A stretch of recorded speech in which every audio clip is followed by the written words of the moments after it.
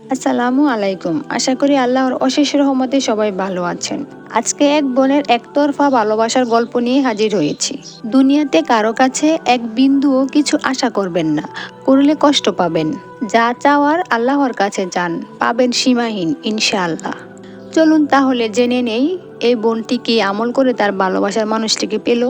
বোনটি লিখেছেন, আমি গত 3 বছর ধরে একই দোয়া করছিলাম। আমার একতরফা ভালোবাসা ছিল। আর আলহামদুলিল্লাহ আলহামদুলিল্লাহ 2 সপ্তাহ আগে তাদের পক্ষ থেকেই সম্বন্ধ এসেছে। আর তারা বলল তারা নাকি কিছুদিন ধরেই ভাবছিল সম্বন্ধ নিয়ে আসার কথা। আর আমি 313 বার আসর এবং মাগরিবের মধ্যবর্তী সময়ে আস্তাগফিরুল্লাহ পড়ে দোয়া করতাম। আল্লাহ সবার দোয়া কবুল করুক, আমিন। প্রিয় দর্শক, মনে রাখবেন, আমল বা দোয়া যাই করেন আল্লাহর উপর সবসময় তাওয়াক্কুল করতে হবে। তাহলে তাড়াতাড়ি ফল পাবেন ইনশাআল্লাহ। প্রিয় দর্শক, আপনারা চাইলে আপনাদের দোয়া কবুলের গল্প আমার চ্যানেলে শেয়ার করতে পারেন, যাতে আপনার গল্প শুনে অন্য কেউ অনুপ্রাণিত হতে পারে। নিচে কমেন্টে ডিসক্রিপশনে আমার ইমেল আইডি দেওয়া আছে।